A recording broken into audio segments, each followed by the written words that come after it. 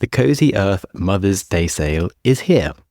Their incredible bedding and loungewear is mind-blowingly satisfying to touch, and it is sourced from bamboo, and it's good for the planet, free from toxins, it gets softer with every single wash, and it's naturally temperature regulating.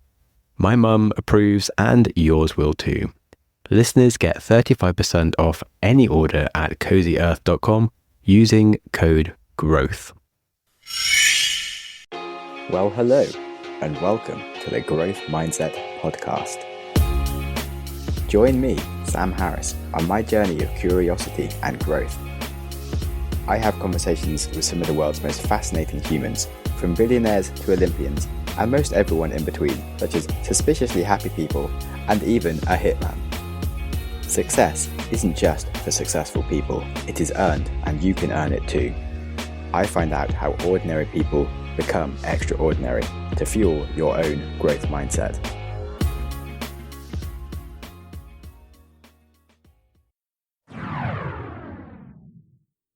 Welcome to the show.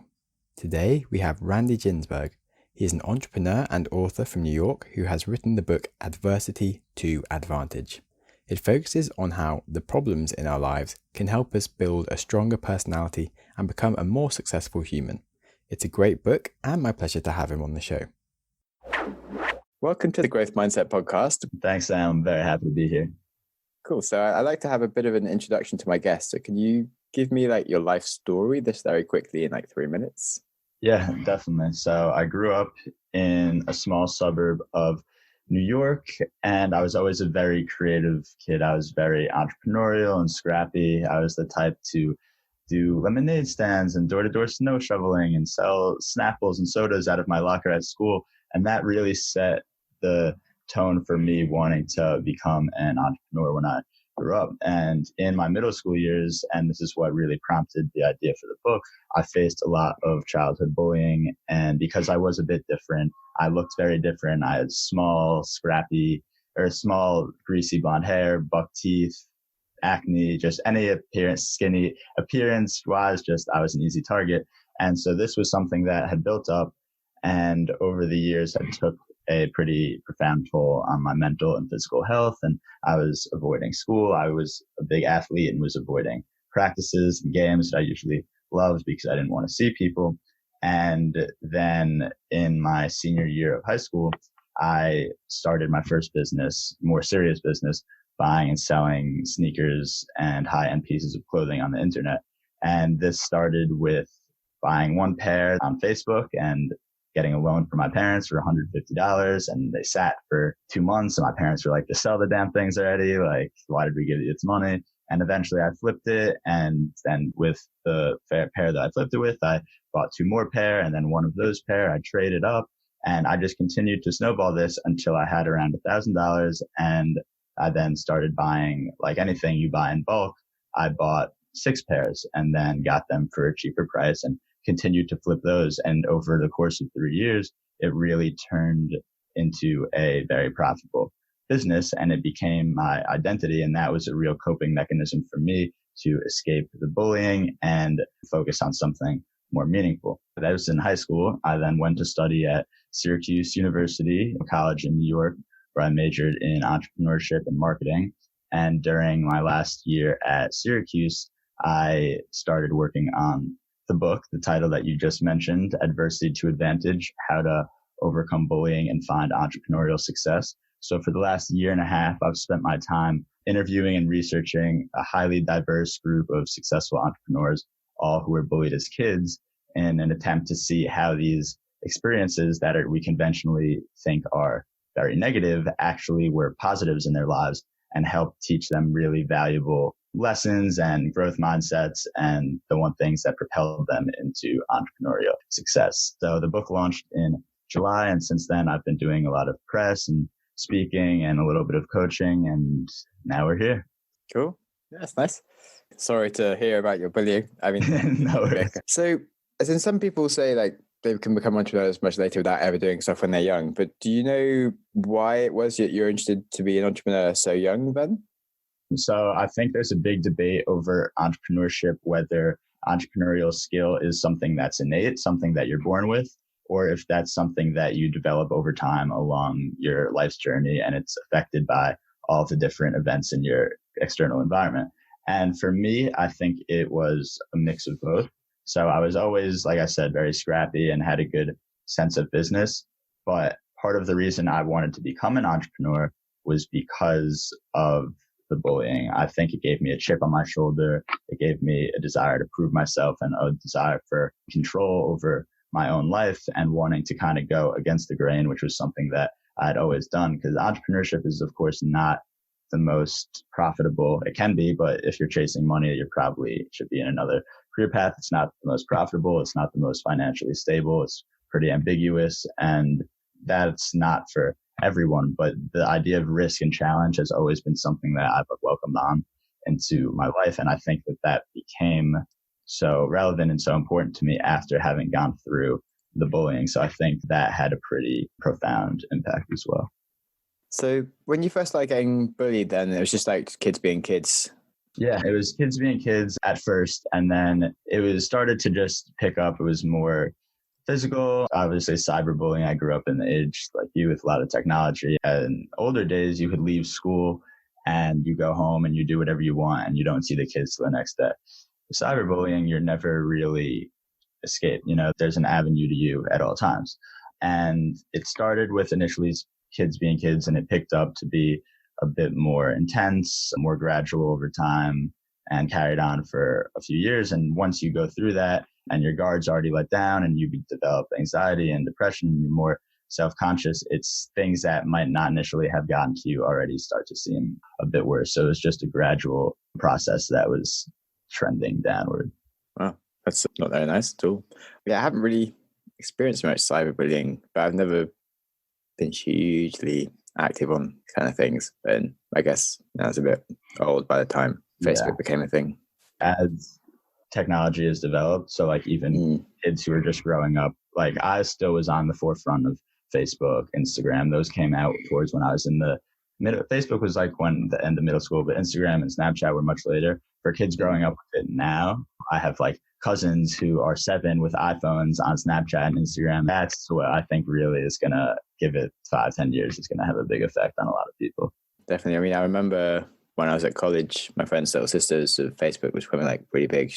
She was just like completely addicted to it, just couldn't get off it the whole time. You're like, but there's a world outside. Like, what are you doing? Like, it really doesn't matter. You won't even talk to these people in 5 years' time. Like, you're just like, this is stupid. Yeah, 100%. And there's all this hype over likes and comments. And this divining the self-worth. And yeah, there's a lot of issues in that I find with starting kids too young on.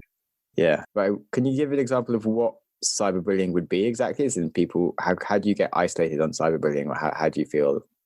It could literally come over someone just texting you like, hey, you suck, you're a loser, whatever. Or you could be on Facebook and you post a picture and there's a bunch of comments of people saying mean things. It could be on Instagram, there's a bunch of comments on people saying mean things. It could be someone posting a video about you, directing you and putting that out into their social sphere and having other people like and comment on it. It's just more of a direct avenue, and things like you say something in words, in verbal, in-person confrontation, and you could always remember the words, but the words go away. You post something online that's always there to stay, and anyone who crosses. Exactly. So I think awful. That's when you think about it, it could be bad. Yeah. Sorry about that. Yeah, I mean, I thought they were supposed to be getting better at like dealing with cyberbullying stuff. Were there ways to report things back then? Yeah, there are ways to report things, but it's more of just getting. Yeah, it still can. You know what I was, like, there's not going to be a Facebook police. It's going to say like, "Hey, stop bullying," then delete the comment, and then they can post it again or whatever. But I know Instagram and a bunch of like governmental officials and mental health officials and everyone else are working together to try to put some better like AI processes in place that can better detect like hate language and things like that. Interesting. Okay, cool. And then you said you got into starting your business and then that helped you a lot. Yeah. So the bullying was still all going on at the same time when you first started it, you like getting the sneakers and things. But then it was kind of social credit from having cool sneakers and like being someone that's sort of making money sort of suddenly made people kind of find you like a bit more interesting, or what changed? Yeah, I don't think it was necessarily social credit in a sense, because I would wear like things that were against the norm. I would wear sneakers that were against the norm. So I still honestly sometimes would get bullied because of what I was wearing, but it was more that it gave me an outlet just like after school. Instead of going on Facebook and doing all this, I was going on Facebook and looking at sneakers. I was on different websites, on Soul Collector, which is another blog, or these different blogs, and looking at sneakers. I was talking to people and making business deals, but also just the making the money, the finding success was obviously something that in finding success in business was something I enjoyed, but that also gave me the confidence to say, hey, I did this from scratch. Like I really did something. And when you carry yourself better and you have a bit more self-esteem, you project that and people start to see you as what you actually are. And so I think the whole process of just starting the business and using it as a mechanism and building up my own confidence then earned me the respect from other people. And it also just stopped mattering to me. Cool. Okay. And then, so you went on to your university degree. And so it was just whilst you sort of had the idea for the book about how it helps you, you thought you'd sort of just do some more research behind it? Yeah. So I was at an entrepreneurship conference in New York City, actually. And I was meeting all these incredible people, some who had just had ideas and some who had started businesses and raised $1 million of funding and had successful exits all across the board. And I was thinking what made them decide to pursue the path of entrepreneurship as well. Like the question you asked me, what made them so interested in it? And so I would hear all their answers and we would talk about it. And I realized for me that, like I told you, it was the bullying. And so I immediately thought, oh, well, are there any other successful entrepreneurs, people who have already done it, people who have exited, who have went through the same experiences, and how does it help them? And that was my initial thought and inquiry. And then I started to do research. And one of the first pieces of like foundational research for my book came from a psychologist named Ellen DeLara, who she was a teacher, researcher, psychologist, and author, and she was a professor at my university. So I had easy access to her. And in one of her own independent studies, she interviewed and studied 900 people ages 18 to 65 from all walks of life, socioeconomic backgrounds, races, just different professions, everything, really diverse group of people. And they had all been bullied as kids. And what she found was that nearly 50% of them reported that the bullying actually had a positive effect on their adult lives.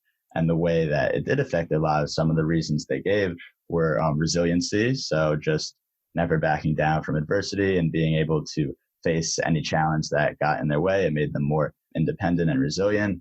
And then it helped them with their empathy. So being able to be more empathetic and relate with people and build their emotional intelligence. Another way was it affected their morality, which kind of falls into this emotional intelligence idea, the idea of wanting to treat people the way that they wanted to be treated, and knowing that had they been treated poorly, they would never want to treat someone else like that.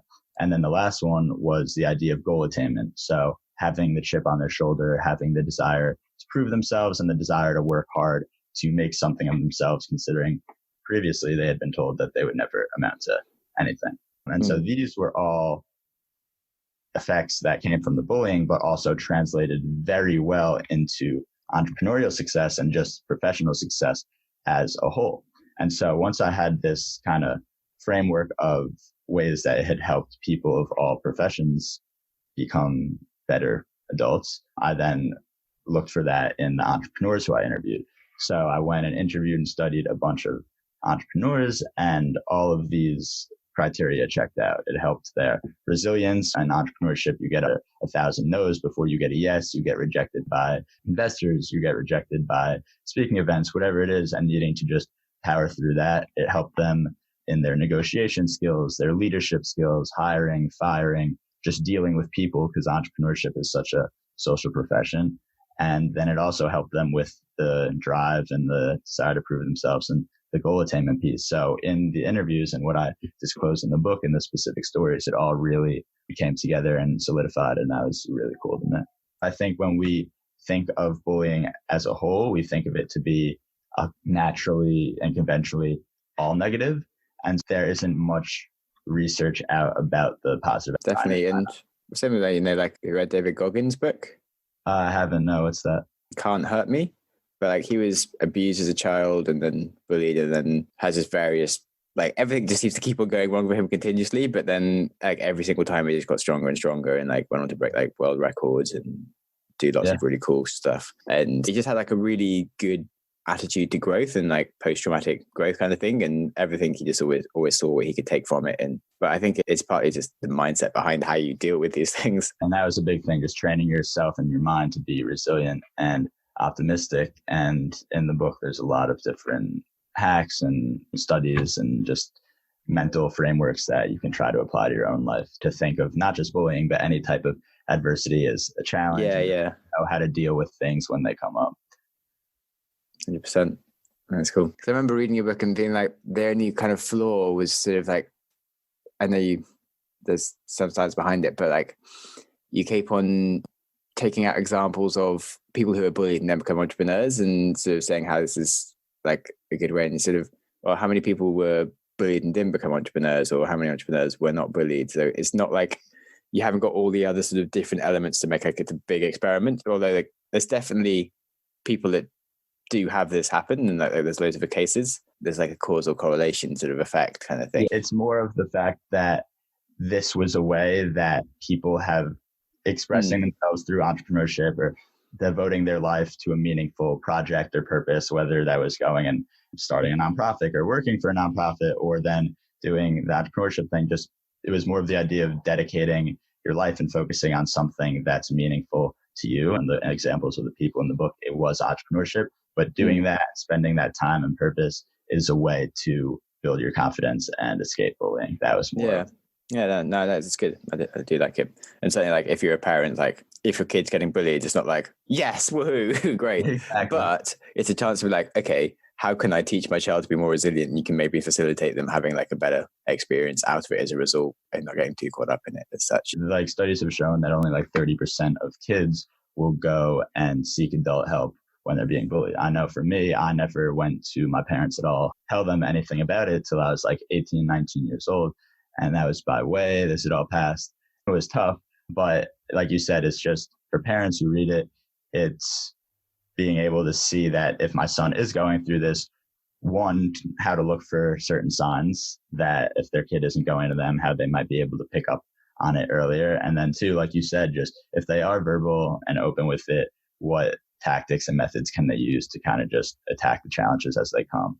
And then also if they have any entrepreneurial ideas or interests, how they can leverage those to grow them and become better. Cool. Can we break into those points? How, as a parent, could I pick up on that earlier? Yeah, to pick up on it earlier, I think it's very subjective based on the kid. But for me, for example, like I mentioned, I was a huge athlete. I played on all the sports teams. And then the kids who were on the teams were some of the people who were bullying me. So, for example, basketball was my favorite sport ever. I couldn't get enough of it, couldn't stop watching it, whatever. But then as the bullying really hit a high, I started faking sick for practice. I started not wanting to go to tournaments. I started not wanting to associate myself with it at all. And so if you're a parent and you see that there's something that your kid really loves or has loved for years, and then they start to stray away from that, then that could be a red flag. Also, just I used to be a good student. My grades dropped significantly. I used to want to go outside more. I stopped wanting to go outside. I started getting more headaches and more stomach aches, some of which were real, some of which were fake. Just picking up on these patterns and behavioral patterns that might seem off the norm, instead of thinking, oh, maybe he's just in a mood. Maybe he's trying to dig deeper as well. Yeah. So, what do you think would have happened if your parents had said, oh, you seem to be ill quite a lot. Like, are you being bullied or something? What do you think would have then happened? Again, I think subjective, just because it depends. For me, I was embarrassed and I didn't really have that relationship where I wanted to talk to them. But if they had asked me directly, are you? Like, yeah, I probably would have said something. My issue, and I think a lot of kids, is they don't want the parents to intervene and make it worse. Like I knew my parents would be like, oh, if we heard something, we'll go in and we'll tell their mom, whatever. Like I didn't want them to get involved because I thought it would make it worse. But I think now kids are a bit more, at least from the parents that I've spoken to, they foster that relationship earlier and kids are more inclined to tell them things like that, as long as they know that the parent won't go like crazy and start like turning over all these stones, but as opposed to just working with them individually to try to get over it. I think that's more powerful. Yeah, it's interesting. Okay, and then, so how can a parent then help their child if they are being bullied? Yeah, I think that comes to the idea of like the mindset stuff that we were talking about. So one of the studies that I really like came from a woman named Suzanne Kobasa. She was a researcher at the University of Chicago, and in 1979 had a big study on stress hardiness, which is basically the positive response to stressful situations and then the ability to minimize their negative effects. So basically just dealing with stress and resilience and everything that goes along with that. And so her framework that she created was called the 3 C's. And the first C is challenge. So the idea of resilient people looking at adversity as a challenge, as something to tackle that is going to come up in life, but something that instead of being a life paralyzing, defining event is actually something that we embrace and can grow from. So just framing your mindset to look at adversity in that way. Then the second is commitment, which is about seeking and fulfilling a purpose and just being dedicated to something, whether it's your friends, your religion, or your studies, or for me, starting a business, just finding a commitment to something tangible or some idea that can help you escape whatever adversity you're going through and help provide some balance into your life. And then the third is personal control. And this is personally my favorite, just that resilient people spend their time and effort focusing on things that are within their control.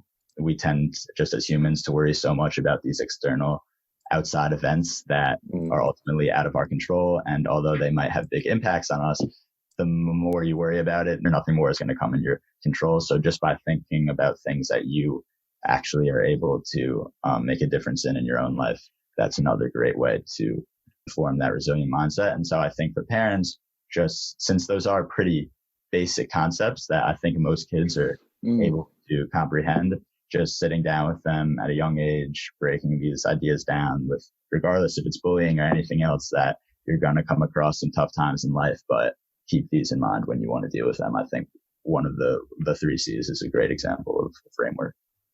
Yeah, it's really useful. Glad I asked the question. Nice. So have there been any other major lessons along these sort of lines that I should be asking about? Yeah, I mean, there's so many studies. I'll even, another example of like a framework that comes from the same chapter actually is another framework called 3 P's. This was by Martin Seligman. Yeah, 3 P's and 3 C's. Yeah. By Martin Seligman, he's a really famous psychologist. He studied at the University of Pennsylvania, positive psychology, learned optimism, just the idea of, similar to stress hardiness, just being resilient and optimistic.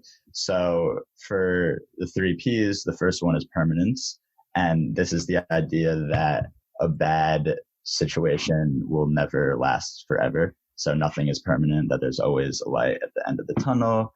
Every storm runs out of rain. All of these quotes that we've grown up hearing, but it's actually true. And so that's really important to keep in mind. Then the second is pervasiveness, which is the belief that a negative experience impacts all avenues of our lives, which isn't the case. For example, if you have a bad relationship with a friend or a girlfriend or whatever, you could say, I can't trust my girlfriend, not I can't trust all girls. So instead of, it's a very subjective situation, but it doesn't affect all avenues. You can't blow it up into a grand generalization. So not letting it affect different areas of your life. And then the third is personalization. So this is very similar to the personal control, but it's just not making anything seem like any external events, not blaming themselves for it, recognizing that they can only control what's personalized, and that if something bad that happened that's outside of their control, that's not their fault. And that's something that they just need to accept.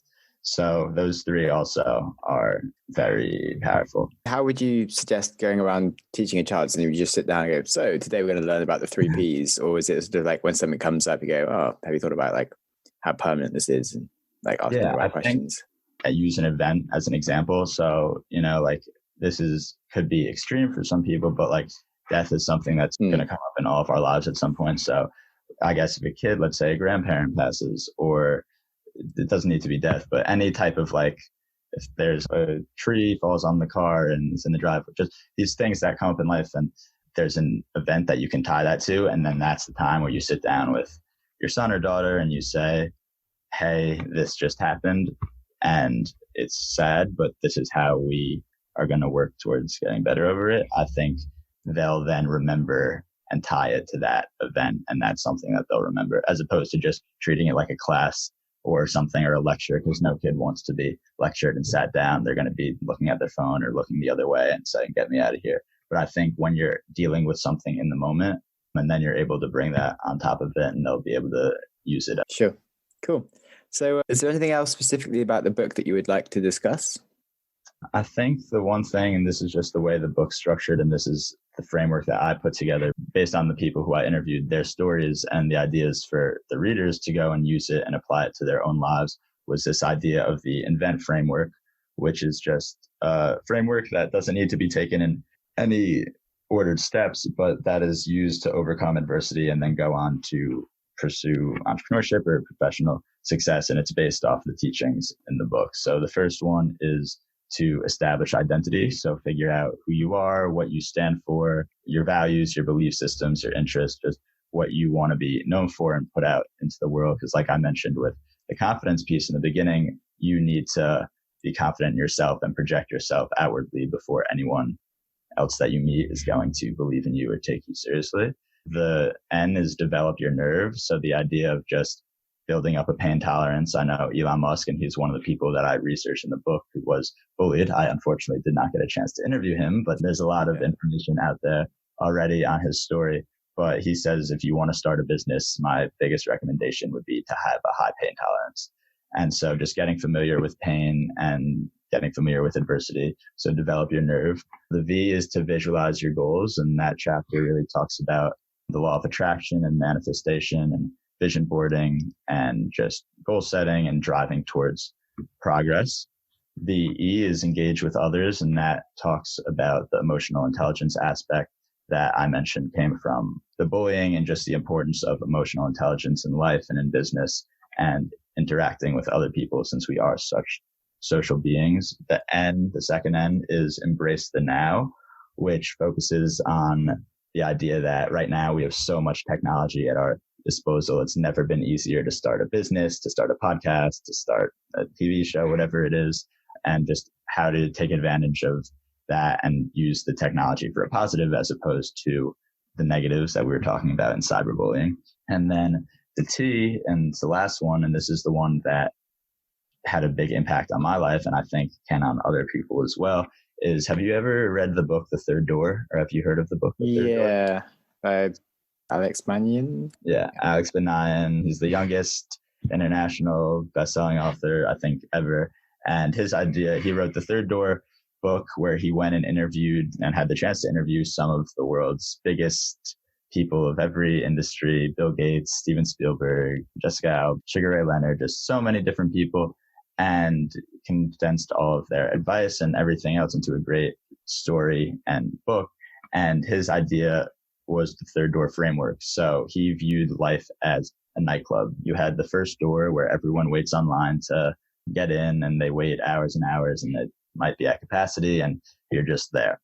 Then you have the second line, which is for the VIPs and the celebrities and the people with money who they just lift up the rope and you go on in. And then they have the third door, which is where people take the risks and the unconventional, scrappy methods to jump over the fence or sneak in through the back window or bang on the back door and have someone let them in. And what he found was that all of these super successful people ended up taking the third door and doing something scrappy and unconventional in order to get in whatever industry or field that they ended up becoming successful in. So this last chapter talks about how to build up the confidence to find your own third door moment and take that risk, whether it be entrepreneurial or something else. So I think that framework is just something that people, and I'm from who have read it, and when I go to speak, people come up to me and try to apply it to their own lives and have found some success with that.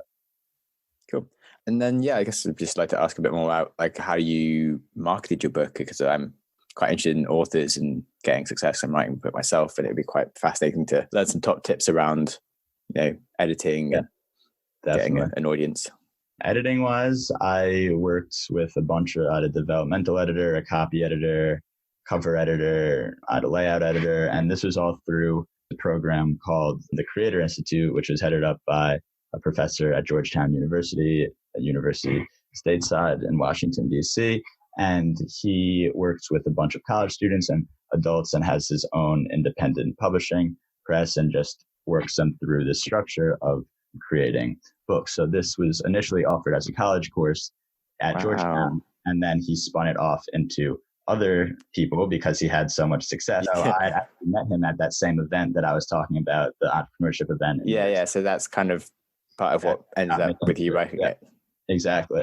Unlike traditional publishers where you'll have an agent and the publisher will promote your book and take a cut, they don't do any marketing for you. So on one hand, that's great because you have all your royalties, but at the same time, it's on you to get the press out there. So since launch, I was doing a lot of cold emailing to press like Inc., Newsweek, Entrepreneur, Forbes, Psychology Today, all these different outlets, freelance journalists and journalists with them, and made a press kit and sent that out and sent them copies of the books, very similar to the way I reached out to you. And of course, you need to have a good product because I'm sure they get thousands of submissions a day. But also the power of a targeted cold email is really special as well if you write it right. And so for me, I had great success with that and was able to land a bunch of press, a bunch of podcast appearances, speaking gigs, all from the cold email. And certain press outlets, depending, you see the name and you think, oh, the name, and it carries so much credibility, like you see Forbes and you're like, holy crap, it's Forbes.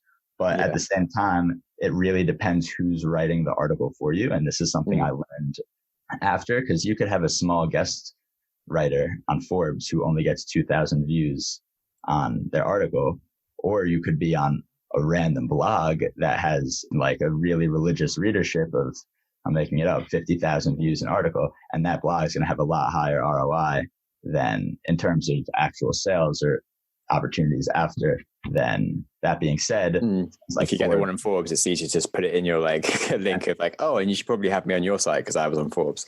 Exactly. For sites like that build the social credibility. So I think it's a good marriage to try to target some of the bigger publications to build that social credibility where you can go and say, hey, check out my feature in Inc., check out my feature in Forbes, put it on your website. Sure. But then also if you had a targeted, for me, like a bullying blog, for example, that the guy only writes about bullying, but all the parents and all the kids go to that nonprofit or that blog and they're posting about your book, that's really powerful as well. So as far as marketing strategies for book goes, I think just be strategic and as strategic as possible. And then also take time to plan it out. Like if I could go back and do it all over again, I would have spent 6 months prior to my launch. It only took me like a little over a year to write the book, but I would have spent 6 months prior leading up to planning press for the launch as opposed to launching it and then trying to go and plan everything, just because stuff always takes longer than it seems. Definitely. Interesting. Thanks. Very insightful. I know you said you wanted to write a book, so if you have definitely in that, I can hook you up with the guy who did it because he works with I think he's working with 500 authors this year. Wow. Pretty young and first time authors. Cool. Yeah, thanks. Definitely look into that. Nice. Okay. So I guess the last few questions are, what is one of your earliest memories? One of my earliest memories that ironically ties into entrepreneurship was I was 4 years old and my dad, as a side hustle, is photography. He loves nature photography and he'll sell his pictures.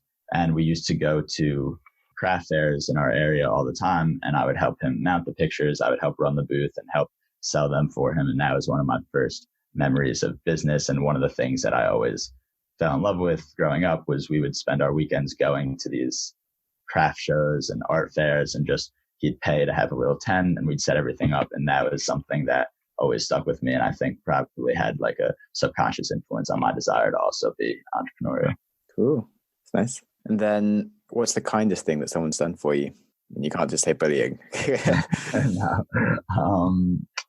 This is just recent that it's come to mind. I do work a full-time job still. One of the kindest things is when people in general will take a chance on you without knowing you as well. You know, like you could grow up with someone for 15 years and you have formed this really great relationship, this strong tie relationship. So by nature, you both care about each other. You're going to do kind things for each other. But I think the most impactful to me are when you have the weak tie relationships and someone just out of the blue might see something in you or take a liking to you and then do this act of kindness. So most recently, I was at one job and the company wasn't doing too well and my situation at the company wasn't great. And I had a very weak tie relationship with one of the other employees, a higher up manager, and she was in the learning and development aspect of the firm. And so she was responsible for training and recruiting and everything else that went along with that. And we just sat down and had a really in-depth conversation actually about it. So happened by her reading my book and relating to it and wanting to sit down. And that started this whole relationship. And she just took it upon herself, since she knew I was unhappy at the initial job, to start to help me look for other jobs and put massive recommendations out for me on my behalf after only knowing me for however it was, 30 days. And she was actually played a pretty important part in me landing my next job. So I think that was one of the kindest things someone had done to me, just taking the chance on me and putting their 25-year career reputation on the line for a kid that they met 3 weeks ago, whatever it was, after just having one or two conversations, and then actually using that influence, like you mentioned, and everything else to help me land a job, I think was really kind and powerful. Yeah, it's nice. It's great when some humans really show up. And yeah. When people do that, like you grow a lot more yourself though as well. It's not often as risky as it seems, because if you kind of feel like, shit, I've got to really, really do well for this person because they've put themselves out for me. Yeah. It's really nice. It's reciprocal. It also makes you want to pay it back. Yeah, yeah, exactly. Now I feel obligated, not with just her, but just with anyone. Someone comes to pay it back, you know. Same. This is why I like asking this question, because of it. It's just very inspiring to hear like tales of kindness, and it provides like a trigger to sort of do the kind things. So when like this opportunity comes up, you realize it for what it is as an opportunity. When like someone you don't know that well is like ask me for something, I'm like, wait, this is a chance I can be really awesome right now and like be nice to this person, which you maybe just don't normally notice. So it just seems like some random person asking something. You're like, hey, I can show up right now.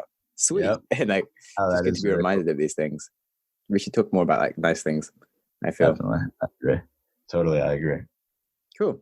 All right. Well, thank you so much for coming on to the show and talking about the book. And hope it grows and that you do more entrepreneurial things and writing things, and I'm sure you're going to go places. Thank you. I appreciate it. Thanks again for having me on. No worries. I hope you enjoyed the episode as much as I did.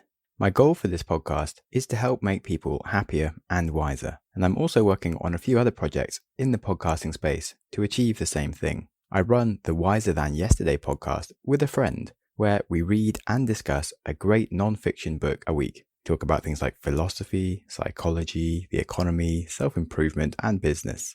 Books such as The Black Swan, Anti-Fragile, Invisible Women, How to Win Friends and Influence People. It's a great resource. I also run the Curious Comforts podcast, finding out what's going on in the world and how to improve it with industry insiders. We've been focusing on the effects of the coronavirus lately, but I also discuss broader things like climate change and AI.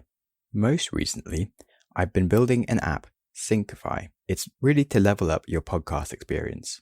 You can connect with your friends in the app and listen to the same things. So you can listen live in real time with each other, or create shared playlists and catch up at your own pace. You learn so much more by discussing ideas with friends. It's really silly to listen alone.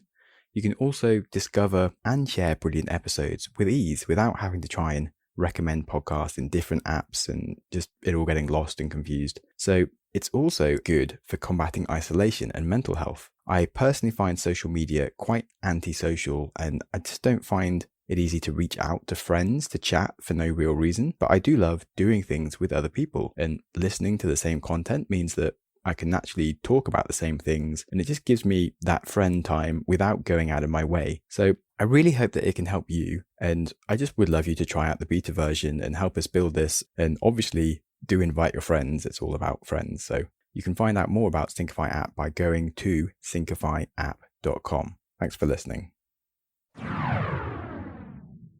Congratulations on listening to a whole episode of the Growth Mindset podcast. Before you race into another podcast, try pausing.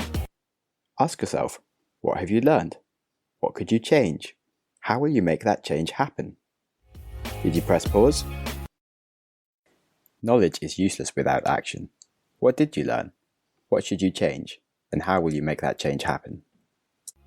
You can tell us what you learned by contacting us through the website, growthmindsetpodcast.com, and feel free to connect with us or our guests, or just peruse the show notes. Our Instagram is @growthmindsetpodcast, or follow me @samjamsnaps for a daily reminder to stop using Instagram. If you enjoy random acts of kindness and want to support the show, you can support us on Patreon or leave us a review on iTunes, and you'll make me very happy. And with that, keep learning and keep growing.